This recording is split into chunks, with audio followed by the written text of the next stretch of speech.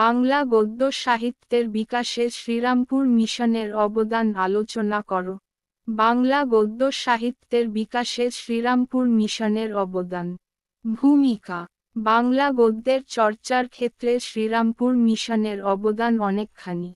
প্রধানত বঙ্গদেশে খ্রিস্টধর্ম প্রচারের জন্যই কলকাতার নিকটবর্তী হুগলির শ্রীরামপুরে 1800 খ্রিস্টাব্দে খ্রিস্টান মিশনারিরা এই মিশন প্রতিষ্ঠা করেন। ইংরেজ শাসন শুরু হওয়ার পর থেকে প্রতিদিনের কাজকর্মে এবং জীবিকার প্রয়োজনে শিক্ষার গুরুত্ব দ্রুতবেগে বাড়তে থাকে। ইংরেজরা শাসনকার্য পরিচালনার জন্য গদ্য চর্চা করতে থাকেন। বিশেষ প্রয়োজনবোধকে সামনে রেখে মিশনারিরা লেখ্য গদ্যভাষা গড়ে তোলার যে প্রত্যক্ষ প্রয়াসে আত্মনিয়োগ করেছিলেন ও তার সহযোগীরা দেশীয় ভাষায় বাইবেল অনুবাদের কাজে ব্রতী হয়েছিলেন, তাতে বাংলা গদ্যের উদ্ভব পর্ব স্মরণীয় হয়ে থাকবে। তারা মনে করেছিলেন একদিকে রামায়ণ ও মহাভারত ছেপে প্রকাশ করলে ও অন্যদিকে দেশীয় ভাষায় বাইবেল লিখে জনসাধারণের মধ্যে প্রচার করলে তারা হিন্দুধর্ম ত্যাগ করে খ্রিস্টধর্মে দীক্ষিত হবে। তাই শ্রীরামপুর মিশন থেকে বাংলা সহ প্রায় 20টি ভাষায় বাইবেলের অনুবাদ করেছিলেন মিশনারিরা। কিন্তু তাতে হিতে বিপরীত হয়েছিল। তবুও বাংলা গদ্য সাহিত্যের বিশেষত গদ্য ভাষার বিবর্তনের ইতিহাসে এদের এবং এই মিশনের দান স্বীকার করতেই হয়। শ্রীরামপুর মিশনের উদ্যোগে উইলিয়াম কেরি, মার্শম্যান ও ওয়ার্ড এই তিনজনের নাম স্মরণীয় হয়ে আছে বাংলা গদ্যচর্চার জন্য। শ্রীরামপুর মিশন থেকে প্রকাশিত গ্রন্থ। এখান থেকে প্রথম মুদ্রিত গ্রন্থ কৃত্তিবাসী রামায়ণ, কাশিদাসী মহাভারত। ক. পাঠ্যপুস্তক মুদ্রণ। শ্রীরামপুর মিশন থেকে বাংলা গদ্যে প্রথম পাঠ্যপুস্তক ব্যাকরণ, রামায়ণ ও মহাভারত মুদ্রণ করে প্রকাশ করা হয়। এর মধ্যে উল্লেখযোগ্য কেরির সংস্কৃত ব্যাকরণ, বোপদেবের মুগ্ধবোধ, কোলব্রুকের সম্পাদনায় অমরকোষ প্রভৃতি। এছাড়া কৃত্তিবাসী রামায়ণ ও কাশিদাসী মহাভারত প্রকাশ করে মিশনারিরা বাংলা ও বাঙালির উপকার করেছিলেন।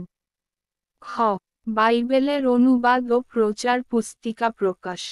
মূলত উইলিয়াম কেরির চেষ্টায় ফোর্ট উইলিয়াম কলেজের কাজ শুরু হওয়ার আগেই শ্রীরামপুর মিশন থেকে মঙ্গল সমাচার মতিউর রচিত গসপেল অফ সেন্ট ম্যাথুস 1800 খ্রিস্টাব্দের 7 ফেব্রুয়ারি মূল গ্রিক থেকে অনুদিত হয়। তারপর 1808 খ্রিস্টাব্দে সম্পূর্ণ বাইবেল ধর্মপুস্তক প্রকাশিত হয়। এছাড়া খ্রিস্টধর্ম সম্বন্ধীয় বহু পুস্তক প্রণীত ও প্রচারিত হয়।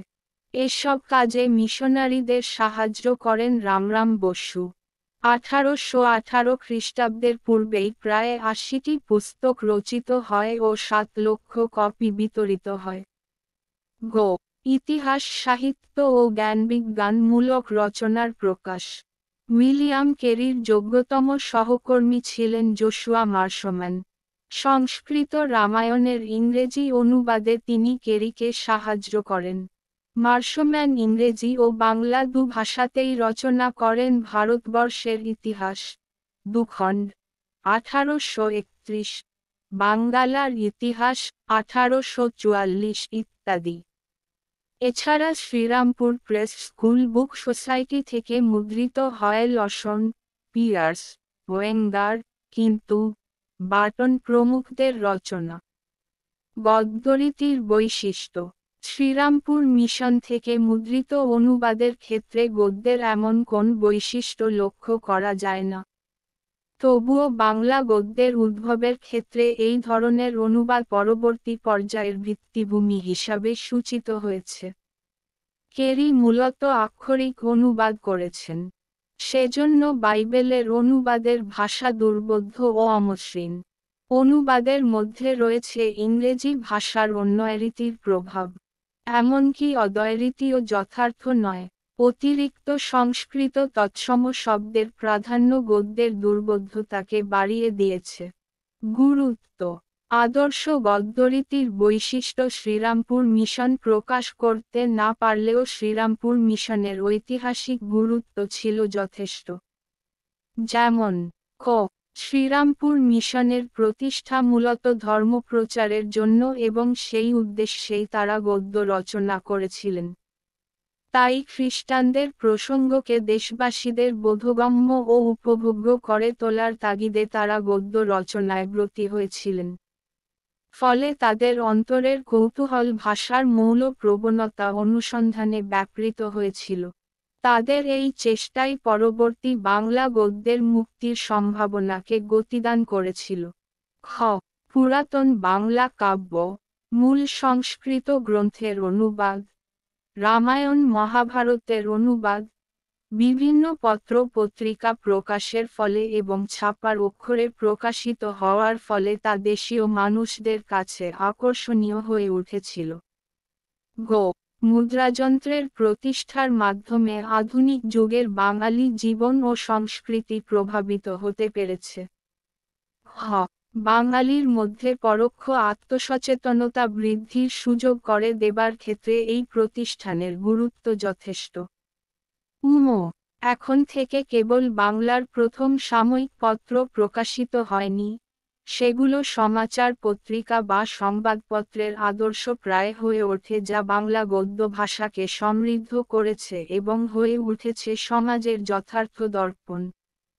এভাবেই বাংলা গদ্য সাহিত্যের বিকাশে শ্রীরামপুর মিশন ইতিহাসে বিশেষ স্থান অধিকার করে আছে।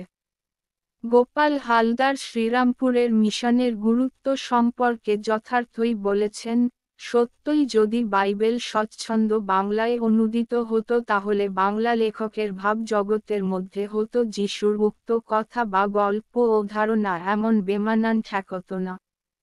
কারণ আরবদের আরব্য রজনীর মতো যিহুদিদের ওল্ড টেস্টামেন্টও পৃথিবীর একখানা মহৎ গ্রন্থ, আর যিশুর কাহিনী সবল, সরল ও অপূর্ব ভাব সম্পদ।